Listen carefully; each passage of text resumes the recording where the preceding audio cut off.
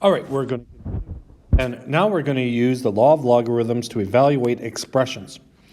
We're going to work the other way. So, for instance,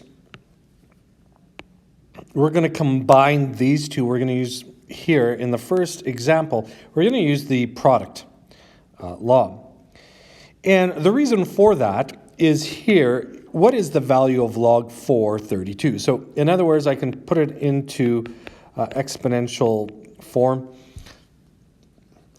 I don't know what the log of base 432, and further to that, I don't know log 4 base 42 is. I don't know those. So if we combine them, maybe we are able to evaluate it. So using the product law in reverse, I know that this is log 4 of 32 times 2. And this is log 4 of 64. Now, fair and easy enough, log base 4 of 64, that would yield 3, right? 4 to the power of 3 is 64. That's not too bad, right? But I had to know the product law. Here, since there's a difference of logs and the bases are the same, and there's a subtraction, I think that it's safe to say that I might use the quotient law here. And log base 5 of 500 minus log base 5 of 4, I don't know those two values, so maybe, just maybe, if I write it as log 5 of 500 divided by 4, we'll get a good answer here. So log base 5, 500 divided by 4 is 125. So wouldn't you know that 5 to the power of 3 is equal to 125? So the result is 3.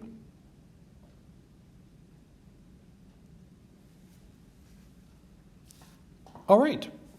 So far, not too bad. All right, this one could be a little bit tricky. I'm just saying.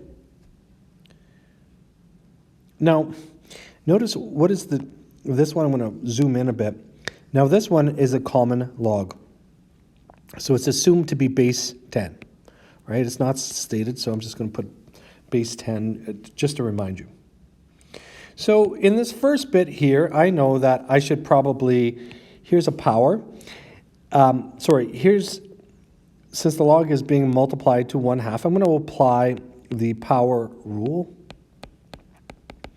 So I can move that constant 1/2 to the exponent, 1/2, plus, now I'm going to move all of my constants in front to the exponents to see if this might make sense. All right, fair enough, and that's the first move I would make. Why? Because I'm trying to jam them all into one common log. So, and I don't know the log of 625, but 625, so I could rewrite that log of 625 to the power of 1/2 as the square root of 625, plus the log of 2 to the power of 4, while 2 to the power of 4, I believe, is 16. 2 times 2 is times 2 times 2. Yep, minus 4. I'm certainly hoping, log 4. I'm certainly hoping this cleans itself up. It's looking a little messy right now. But anyways, I'm going to continue. Now, the log of the square root of 625, wouldn't you know the square root of 625 is 25. Plus the log of 16. Well, the log of 16, I still don't know. That's still the log of 16.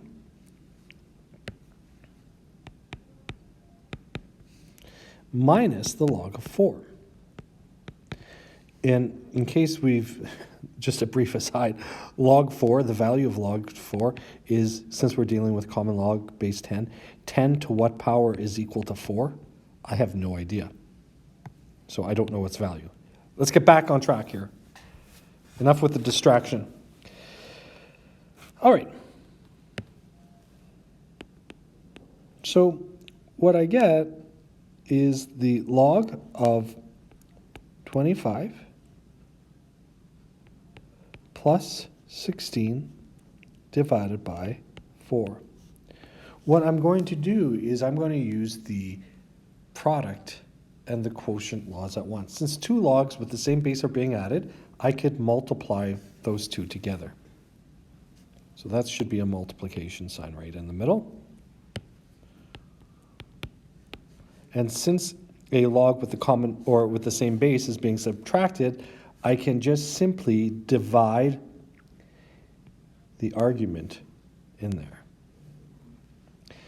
And wouldn't it be nice if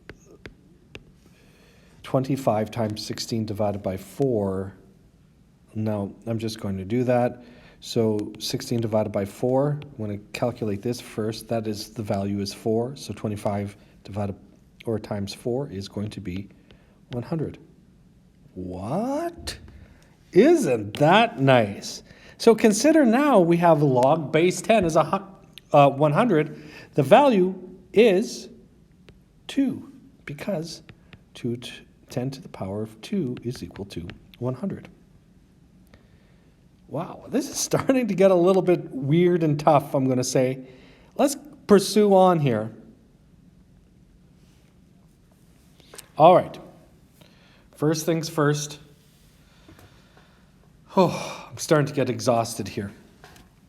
But let's recall a simple fact. Log base b of c. What do we know for sure is that the argument always has to be, the argument and the base both have to be greater than 0. That was one of the conditions of logarithms. So that is very, very important. So here we're going to start writing this one, and as things get a little bit hectic, we're going to have to try to keep it a little bit neater. The log of x plus the log of y minus the log of z. Well, I know that the bases are going to be the same, so I can write it as the log of x times y divided by z.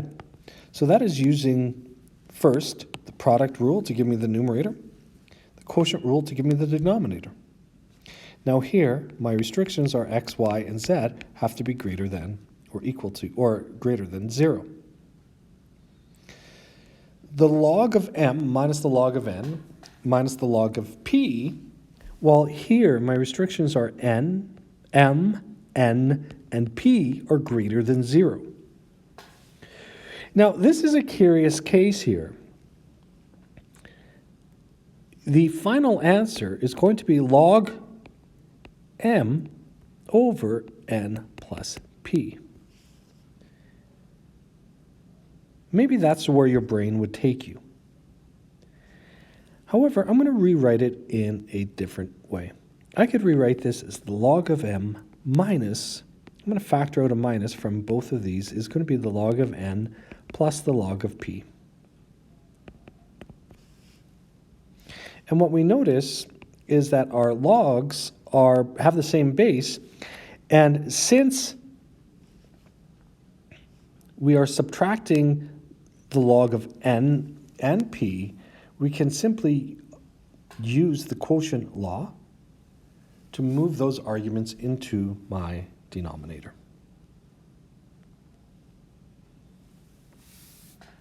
Okay. Last example, and I think I'm going to stop the video. Yikes, we got some room to move here, right? Like, this stuff is dense, but it's fun.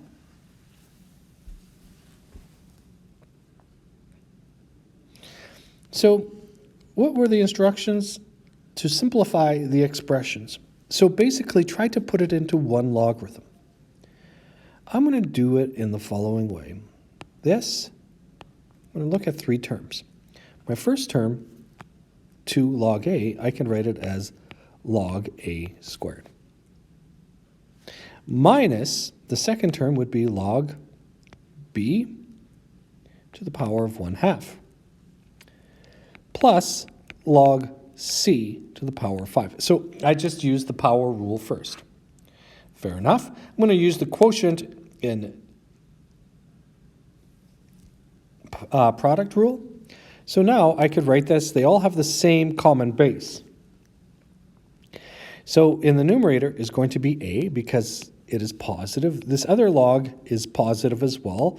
So it's a squared c to the power of 5. And in the denominator is going to be b to the power of 1/2.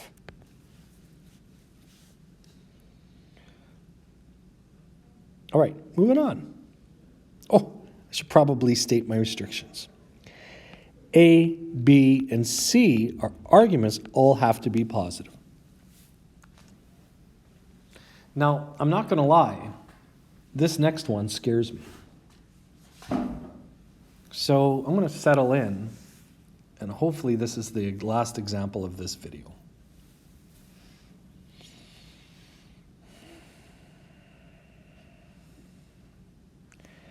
What do I know for sure? I know that x cubed plus 25x has to be greater than 0. Furthermore, x minus 5 has to be greater than 0 as well. When I take a look at this,